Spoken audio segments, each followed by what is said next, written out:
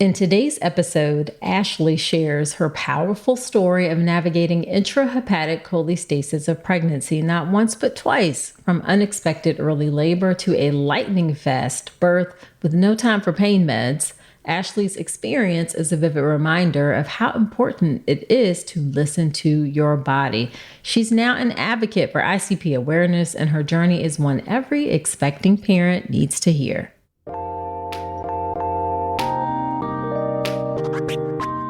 Welcome to the Birth with Power podcast, where knowledge is power and power transforms birth.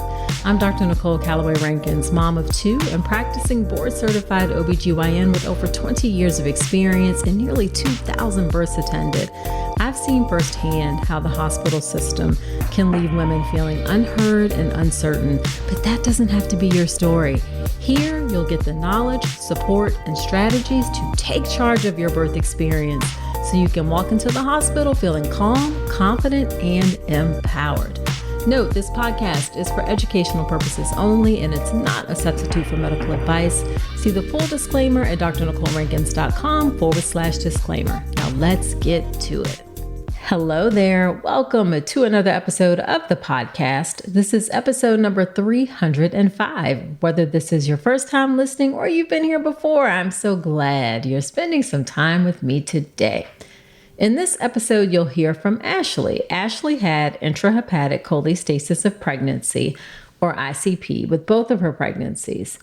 ICP is a liver condition where bile acids build up in the body during pregnancy, and if it's not caught early, it can increase the risk of complications like stillbirth. In her first pregnancy, Ashley ended up delivering at just 35 weeks and went through, well, a lot, including shoulder dystocia and episiotomy without pain medication, a vacuum-assisted birth, and a postpartum hemorrhage that led to a blood transfusion. She's sharing her story to raise awareness about ICP and help other families feel informed and empowered. Ashley has since become the lead ambassador for ICP Care, an organization that supports women and families affected by this condition. Now, I don't share stories like this to scare you, but birth is unpredictable, and hearing real experiences like Ashley's isn't about creating fear. It's about helping you know what's possible so you can feel prepared and confident, because when you know more, you can better advocate for yourself. Ashley's story is really a powerful reminder to listen to your body, trust your instincts, and lean on your support system. So whether you're dealing with a high-risk pregnancy or just want to be ready for whatever birth brings, this episode is full of honesty, hope, and heart. I know you're going to love it. Let's get into it.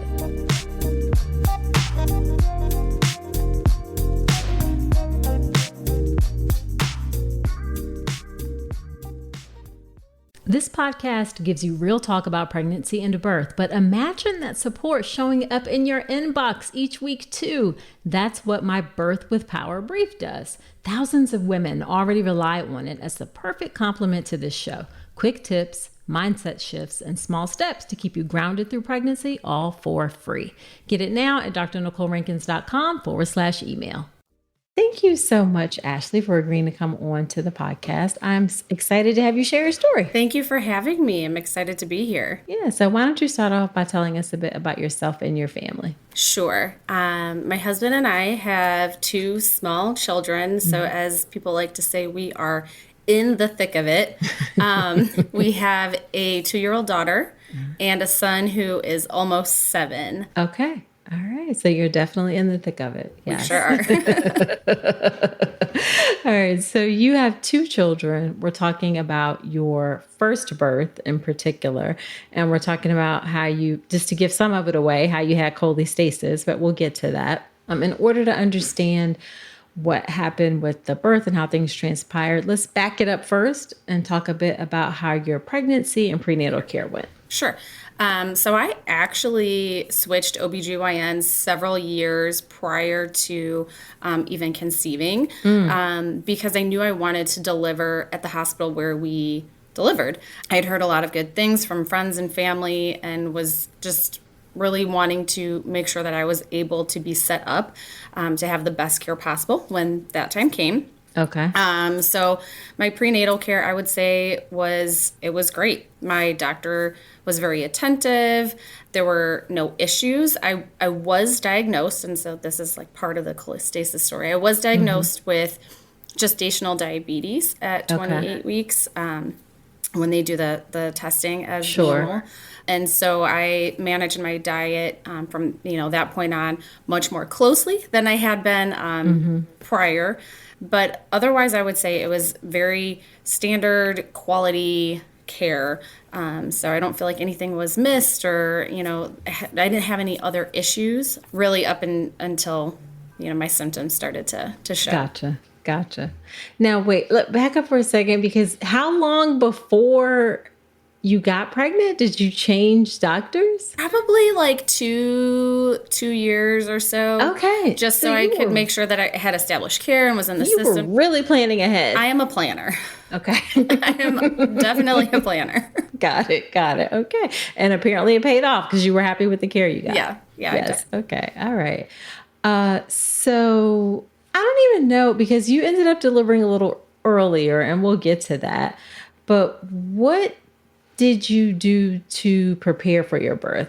Considering as you're a planner, maybe you had already started planning. Yeah. So I had several books, and I will not say that I read them. I will say that I skimmed them, reading some chapters, reading things that sort of stood out. For work, I had been at that time working for a breast pump company. So that was something that was really important to me, thinking about breastfeeding and planning what I would do sort of after baby came. Gotcha. But for the birth, I will say that I had a feeling that things may not go as planned, or it may not be as perfect.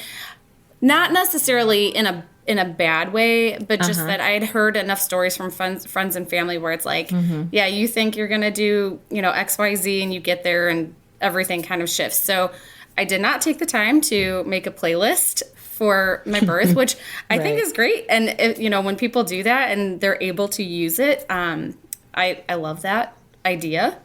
I actually did not do that, though. I would say the biggest thing we did was we took a class. So it was sort of what to expect in the hospital, and also some like baby care and things like that afterwards at the hospital where we were delivering. Gotcha. And one of the things that I would say most concerned about was having to make the decision about whether or not to get an epidural. I was very worried about the pain. Obviously, something that I hadn't experienced before. Right.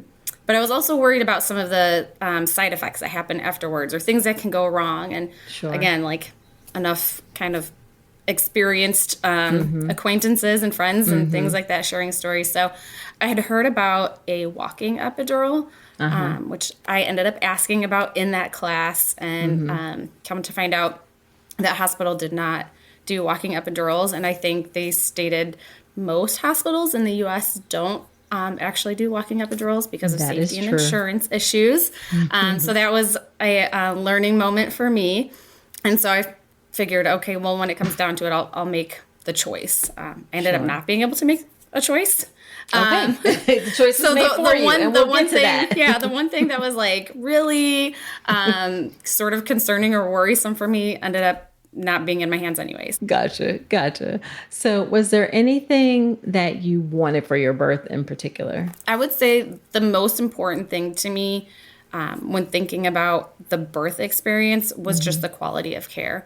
I had a friend who was a doula at the time, and so I did sort of lean on her with some questions and that sort of thing.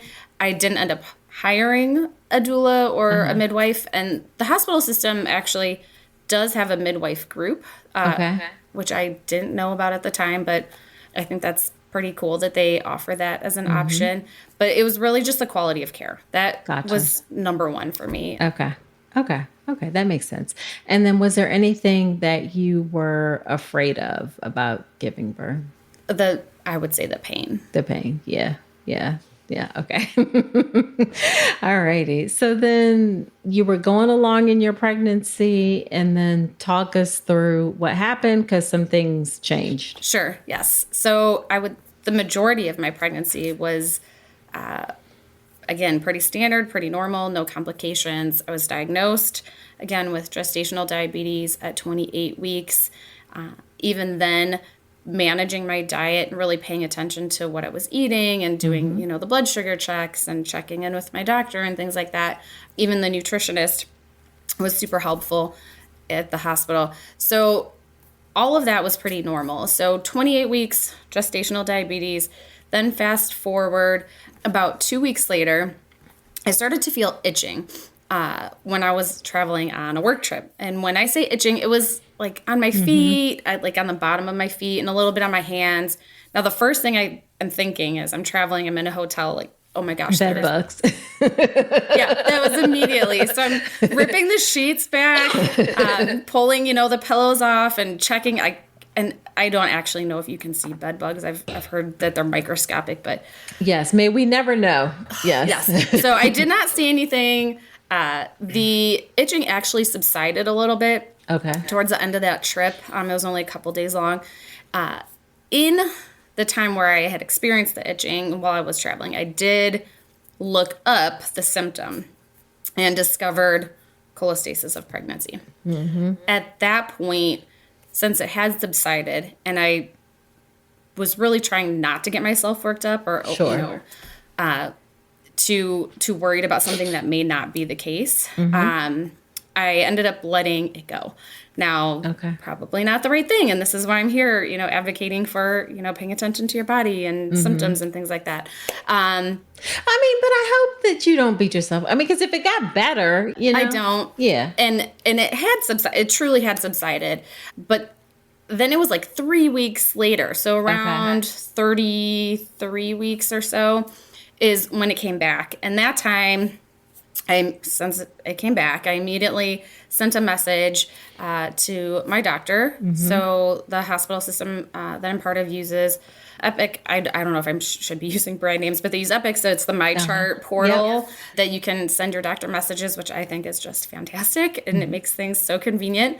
However, instead of responding to my message in the portal, they called back immediately. And it's interesting because it does say when you send your messages, if it's urgent, you call 911. Right. Because it could take, 24 hours or 48 hours or whatever the timing is. I will say they were very on it. So whoever read that message let the doctor know right away. And I got a phone call saying, come in. We need to do some testing. Okay. So I did. I went in. While I was there getting the testing, they let me know that there's only a couple of labs in the United States. And I'm not entirely sure if it's the same case now since this is almost 7 years ago. Right. But there were only a couple labs that actually tested for intrahepatic cholestasis of pregnancy in the way that they needed to determine. So it was going to take a few days to get the results, was the what I was told. Yes, it still takes a couple days. Yeah. In the time that it took to get those results, I ended up going into labor. So about 33 weeks and 2-3 days, I was out to lunch with my mom. I'm sitting there and kind of, wincing. I was cramping is what I was saying. And she was paying, I think, more attention than I was at that point to how frequent I was wincing. And I was like, oh, it's probably Braxton Hicks because it's so early. And then she made me time it. So thank goodness for moms. And it was pretty close together. The cramping that I was experiencing was actually contractions. Okay. And it ended up being like 5 minutes. So I did end up going into the hospital then. At that point, they were able to stop the labor, which thank goodness, because it was still so early. Right. Were you dilated at all, or? It's like a small amount. I do not remember how much, but it was a very small amount. Gotcha. But he was head down and like trying to get out. Okay. They did stop it. It was while I was at the hospital that the diagnosis for ICP, intrahepatic cholestasis of pregnancy, actually came in. So I'm laying in the hospital bed, and the doctor that was taking care of me that was on call came in and let me know that that's what it was. Okay. So do you remember getting steroids at that time also? I did. So it was steroids and surfactant. Okay.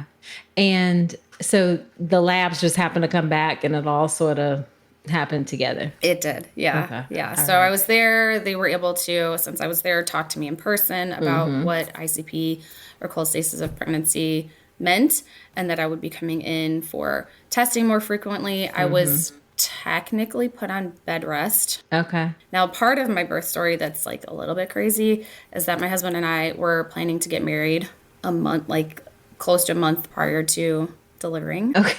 Which was So I was in the hospital. I was released, I think it was on a Thursday, and I Right. had to ask, can we still even do this? And they Right. said, so bed rest was, making sure that you're sitting or laying. So they said for the time that you were going to be at the wedding, you're allowed to walk down the aisle. right. And you can get up to use the restroom, basically. Right. Otherwise, you're sitting, which I did, but they gave me the approval to go ahead. So I did end up getting married like 3 days after being released from the hospital, which was crazy. And I will say everybody was very attentive and very concerned, but Yes. I followed doctor's orders and I stayed sitting. So Okay. Okay. All right. And hopefully the wedding went well. it did. I mean, I right. sort of want a little bit of like a do-over or at least some sort of, party Yeah, or celebration like a where I party. can actually participate. Dance and yeah. But it was fun. Everybody else had fun. Okay.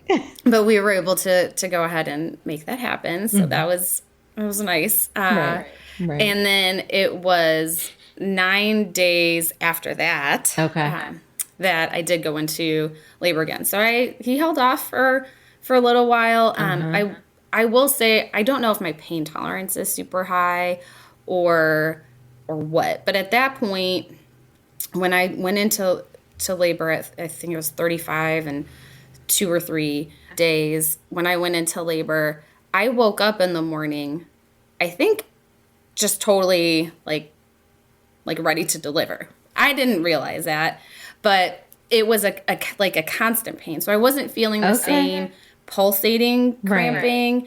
Were you in the hospital or were you at home? I was at home. Okay. I had, I'd switched to work from home at the point where I was put on bed rest. So after the wedding, I was home on the couch for those 9 days. Gotcha. And so I was home and woke up. I had been uncomfortable overnight, but I woke up and it was just, there were no contractions. There was no pauses between. Right. Okay. So you just woke up and you were just. And I was like, something, the pain's really sharp. And I was explaining to my husband, it's really sharp. I had, not to be too graphic, but I had been constipated for several days because he was head down for the first time, since the first time I went into labor. So probably two weeks. And I was like, oh, something must be wrong.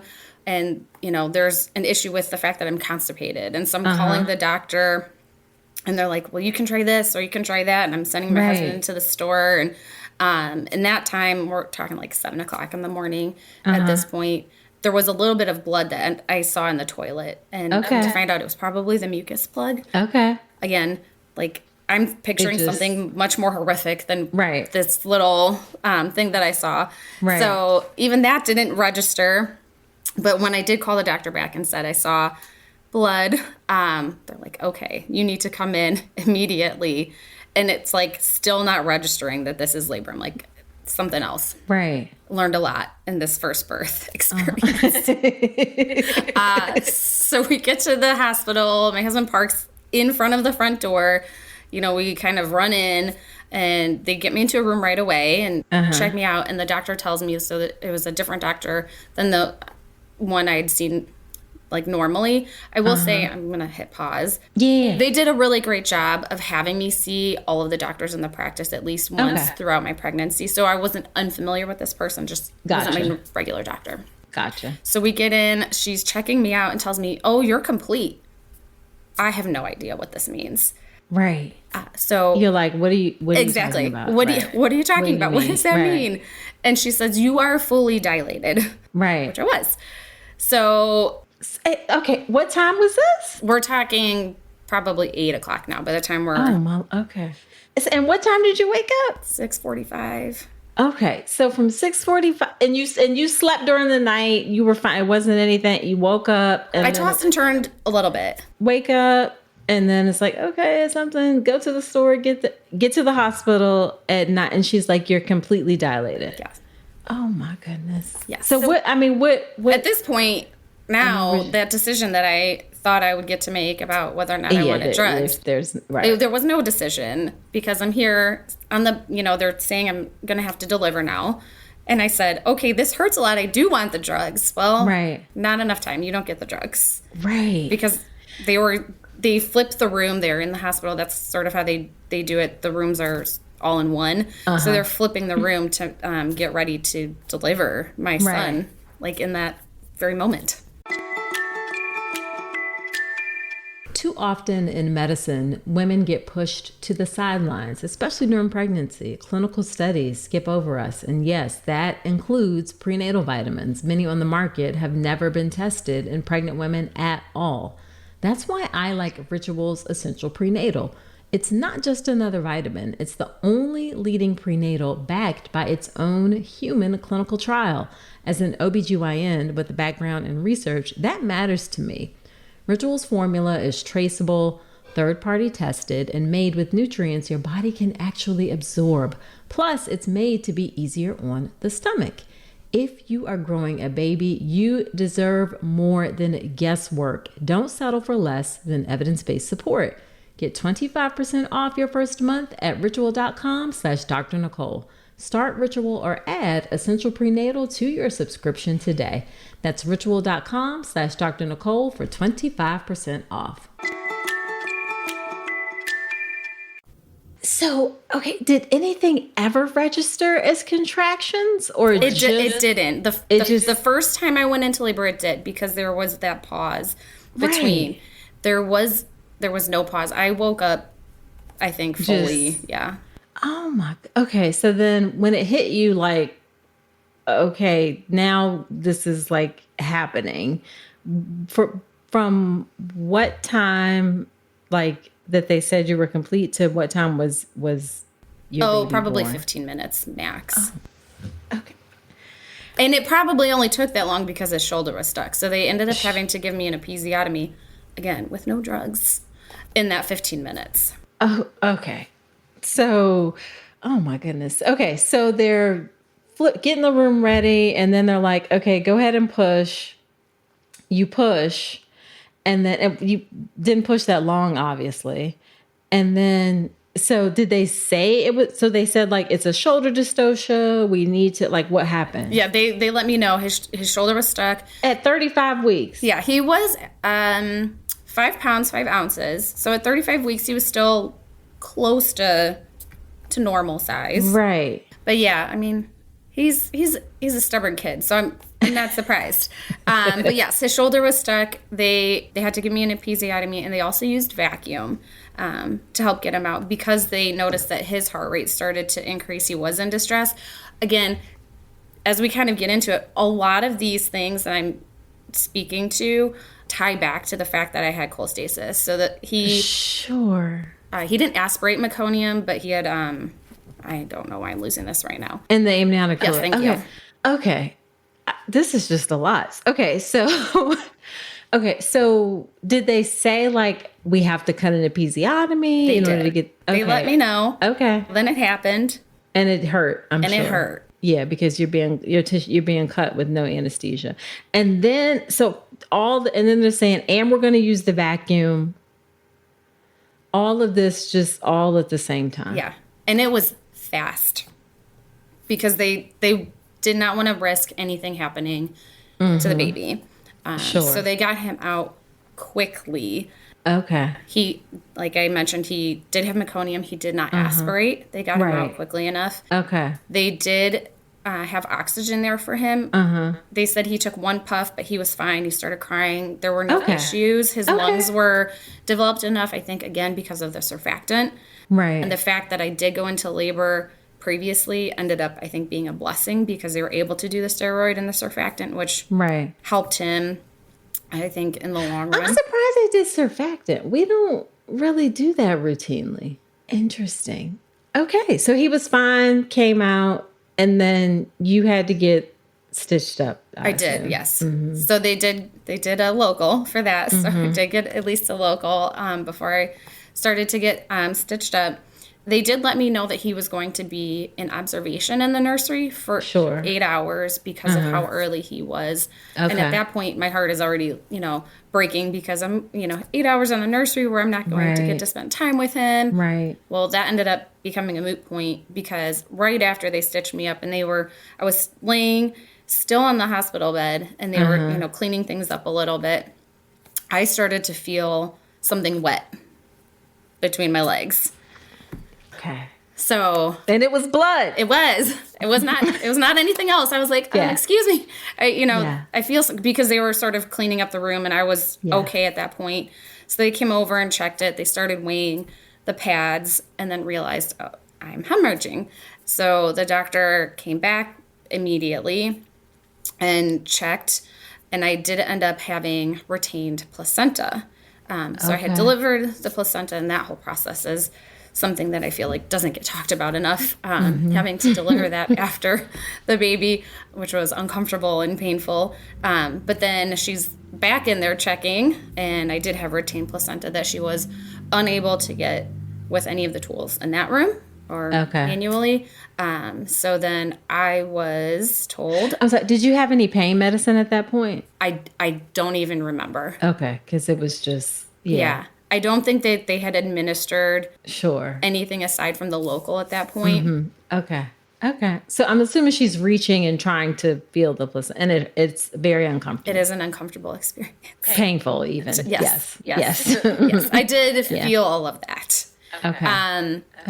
And so that's when they let me know that I would have to be taken to the operating room to have a DNC to remove the rest of the placenta. And I was unaware of how severe it was. My husband was unaware of how severe it was.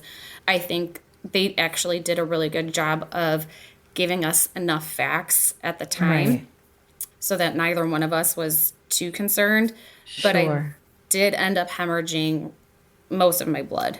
I think there were 4 or 5 bags or I can't remember, but it was a lot. And so I did have to get a transfusion. In that time, they did the DNC, and it was after all was said and done with the surgery and the transfusion that they're bringing me out to recovery, letting my husband know I'm completely out of it. And those 8 hours flew by. So, okay, I guess there's that. Yeah, so I didn't experience, missing him in those first few hours in the same way. I think if I hadn't had my own issues, but it was still quite traumatic. Yes. Okay. So how did you feel once you had a chance to kind of get yourself together? Were you exhausted? Were you just overwhelmed? Completely exhausted and overwhelmed. It was not so much the pain afterwards, but my whole body felt just like it had, gone through something traumatic. And I had the balloon in afterwards to help with the healing. So that was interesting. So a balloon and a catheter. And I really had a tough postpartum experience in the hospital. The nurses that took care of me were amazing. And, this is part of when I tell my story, and even with my daughter, because we delivered at the same hospital, the care that I received was outstanding. They were compassionate. They were helpful. I was disappointed because, again, I was so gung-ho about wanting to breastfeed and knew the importance of, the first couple hours and getting baby latched, and that just went out the window. And so they had given him formula while I was in surgery, and all of that sort of just fell apart. But I didn't let that deter me, so I still made sure that I was attempting nursing, and they were helping with the different holds, and brought in the hospital pump that I could use to also help with production. So there were a lot of things postpartum. All of it was exhausting, but I did have really, really good care during that time. So I feel like that helped kind of get me through. Right. And how long were you in the hospital for? So this is the I think interesting part when you think about insurance. So I was there. I delivered on a Tuesday morning. I was there until Thursday night, pretty late on Okay. Thursday night, and I still felt like I had a lot of recovery to do. But in Right. terms of medical care, they let me know that there wasn't anything aside from just letting me rest Right. and checking on me that they could do or were doing for me. And insurance only covers 2 nights for vaginal delivery. Right. And so they were not in any way unkind about it, but it was kind of like, if you're not out of here by midnight, you're going to be charged for a third night, Right. and it's not going to be covered because there's nothing that Right. that we can say. So I was there Tuesday, Wednesday, Thursday, so 3 days, 2 nights, my 2-night, 3-day vacation, and pushed it until almost, the last Sure. hour, just Okay. because it felt like it was hard. It was the third day where I finally got up and took a shower. I had, Right. just hadn't had the ability or the energy to do that sort of thing. So it was on the third day when I finally cleaned up and I went home that night. Okay. Okay. And then once you got home, how were things? They weren't bad. So I was lucky, and I know that a lot of people, like the hemorrhaging and with preeclampsia and things like that, a lot of things can happen once you get home. I was lucky Right. that I didn't have any of that. It all happened in the hospital. Sure. So I was very fortunate in that regard. It was tough for me to try to sit and rest as much as I needed to, given everything that I had gone through. Right. But we were lucky. We had help. My husband was home for a period of time, and Okay. my mother and his parents were both close by, so they were able to come by and help. But it was really just trying to stay still and rest. Sure. That was Yeah. that was tricky. Yeah. Yeah. And then what did you see how soon did you see your doctor afterwards? Was it not for 6 weeks? It wasn't for 6 weeks.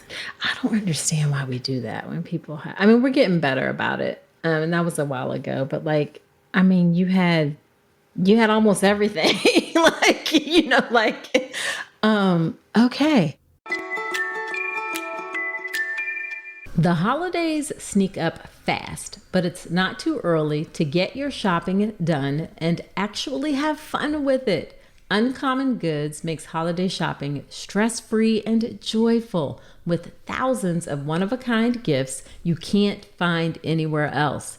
I was scrolling through their site and found the most adorable snowflake ornaments where your name is hidden in the design. I've never seen anything like it. It was unique, thoughtful, and just really pretty. I could totally see a matching set for the whole family. And Uncommon Goods truly has something for everyone.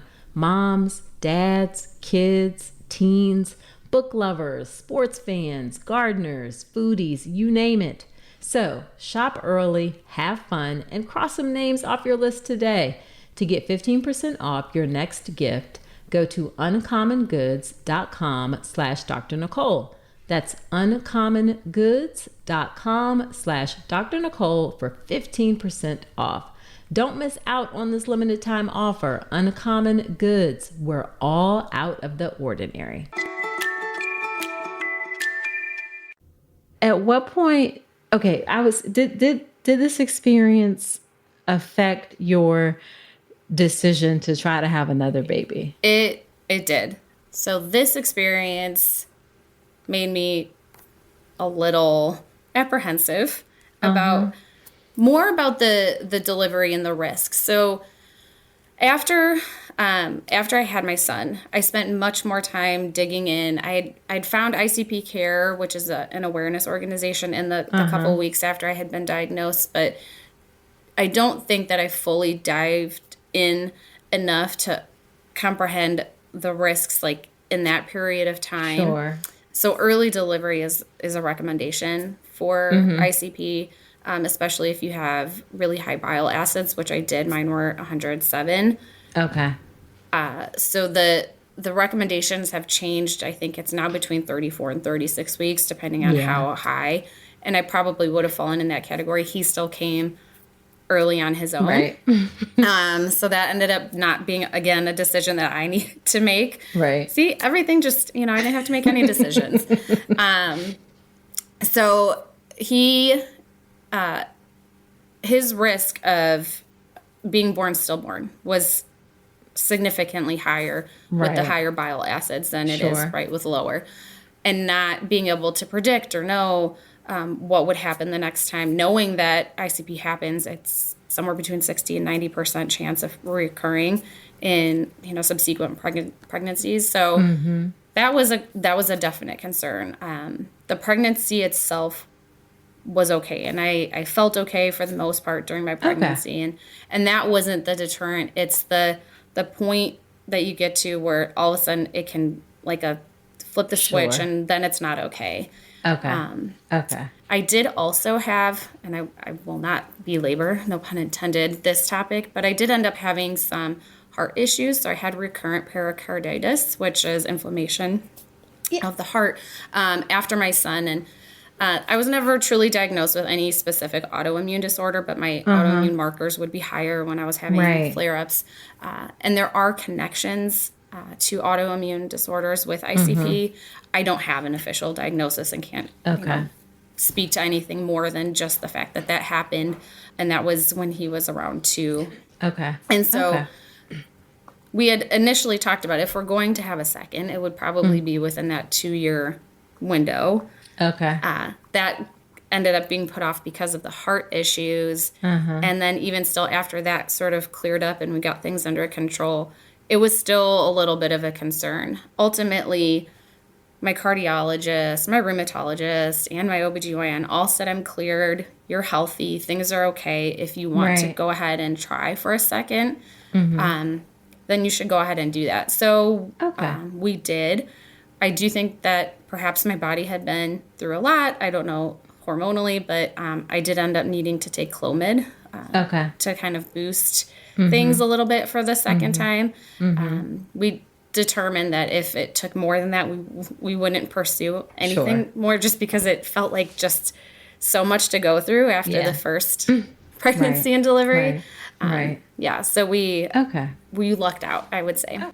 Okay. And then was your second delivery anything like it wasn't? Okay. I lucked out. So when I went in for my confirmation, it was with one of the doctors with the practice that I'd seen previously, and he had mentioned he felt very comfortable managing a pregnancy with ICP. So I ended up sticking with a singular doctor for my whole second pregnancy.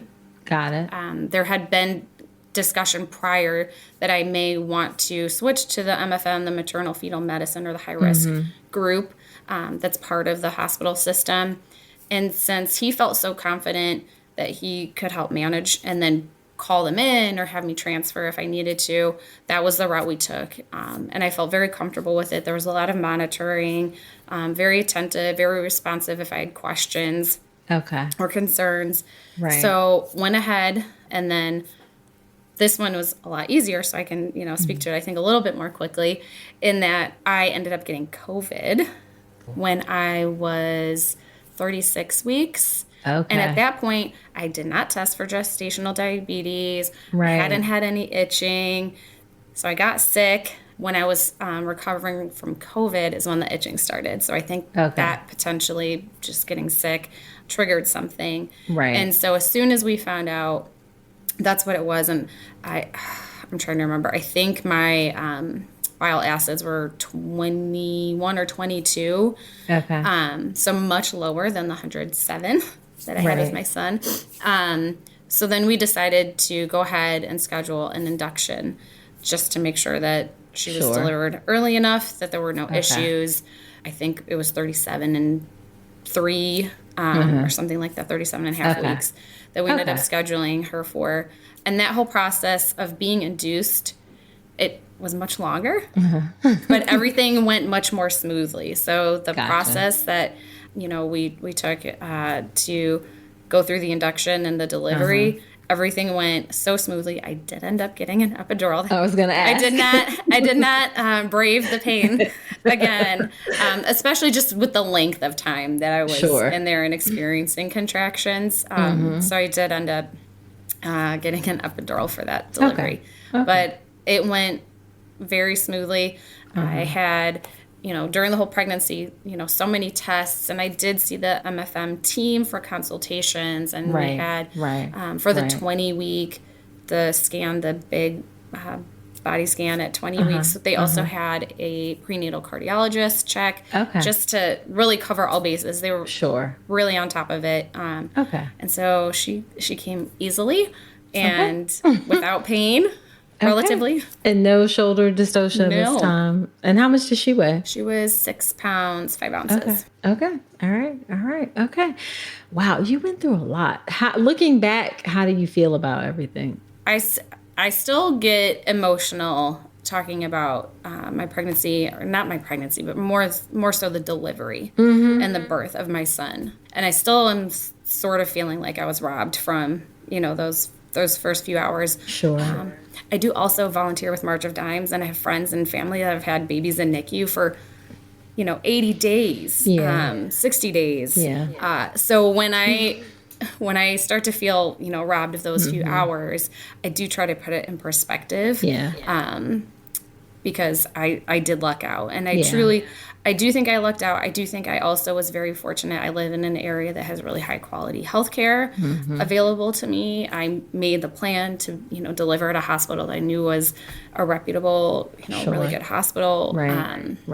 So there was a lot, I think, that contributed to the fact that we ended up being okay. But it's also one of those things where it's like, had any of those, components been different, had I lived somewhere else or delivered somewhere else, or had a doctor or a team of doctors who wasn't familiar with cholestasis and dismissed it because itching is common when your skin is stretching and you're pregnant. I just feel really fortunate and grateful. Good. And I forgot to ask, how bad was the itching between when it was diagnosed and when you delivered? Oh, it was horrendous. The pictures of me when I delivered, I have raked my skin, and you can see just even with the medication, it was awful. I think that's the thing that people don't understand. It's not just like, oh, I'm a little itchy. It's awful. It was worse the higher the bile acids. I will say that. So with my daughter, it was uncomfortable, but I wasn't miserable. Gotcha. I was miserable with my son. Okay. So then as we wrap up, what would you say is your favorite piece of advice that you would give to someone who's having a baby? My favorite piece of advice is you cannot plan everything, right? So when you're thinking about the birth and planning what you want for your birth, having a plan is great, but I think understanding that may not happen. But even more importantly, it is pay attention to your body. Pay attention to how you're feeling when something feels wrong or feels off. Definitely let your doctor know. Don't try to dismiss it yourself. Don't try to self-diagnose. Again, itching is the primary symptom of cholestasis of pregnancy, and it is a very common symptom in pregnancy. So if it's on your hands or your feet or anywhere where you're, aside from your stomach where you're just, your skin is stretching, definitely let your doctor know. There were even things like upper right quadrant pain is a symptom of cholestasis. And I had what I thought was heartburn that I just could not get under control. So, had all the different things that I was allowed to have for heartburn while you're pregnant. But that ended up, afterwards, I realized that was also a symptom as well. Gotcha. So just pay attention. Yes, that pay attention is excellent advice. And so where can women connect with you? You can say nowhere, or if you have any resources that you want to share. Yes. So I am the lead ambassador for ICP Care, and we have an amazing group on Facebook. There's also Instagram, social media. So you can find me there. And ICP Care is also on LinkedIn. Okay. So anybody professionally who would want to connect that's in the mother-baby world, we share a lot there. And I am happy to connect with folks there as well. Awesome. Well, thank you so much for agreeing to come on and share your story. There's so many things to learn from it. So I really, really appreciate it. Thank you so much for having me. I really appreciate it as well.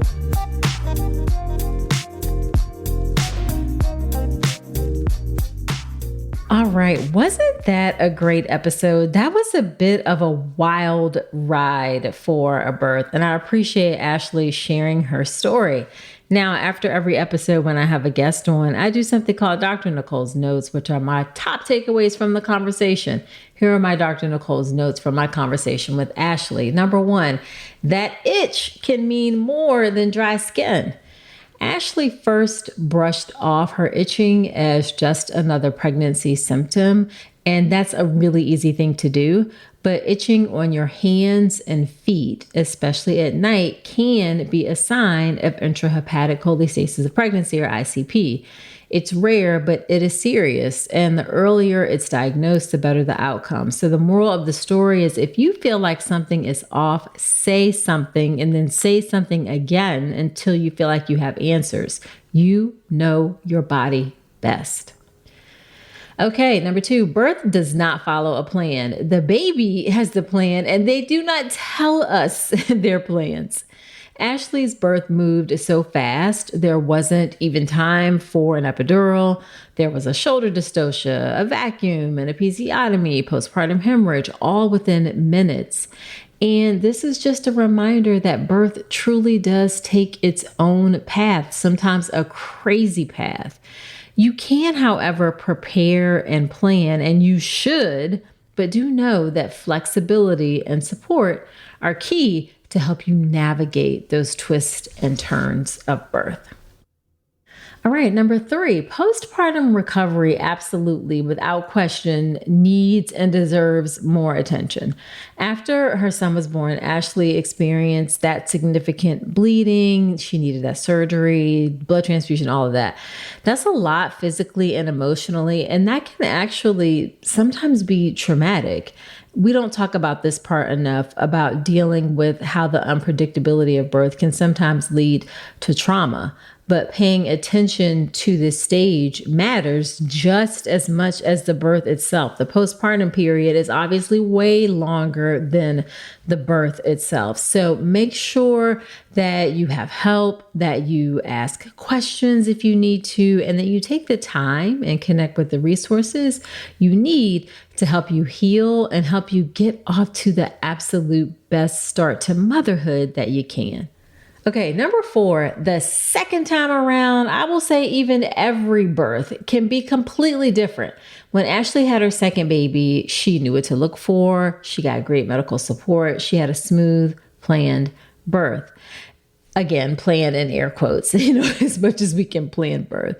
But that's the power of knowledge. It can help turn fear into confidence. She had a lot more knowledge about this going into her next birth. And her story shows that your next birth doesn't have to mirror your first one, or your third birth doesn't have to mirror your second one. Truly, every birth is going to be its different, its own, its unique experience, and each one can get better with that power of knowledge. All right, so that is it for this episode. Thank you so much for listening today. If this episode has helped you, share it with a friend, hit subscribe so you don't miss a thing. And if we're not connected yet, come follow me on Instagram. I'm on Instagram at Dr. Nicole Rankins. My DMs are open, and I truly love hearing from you. Now, do me one more favor. Come on back next week, and remember to trust your power and take charge of your birth.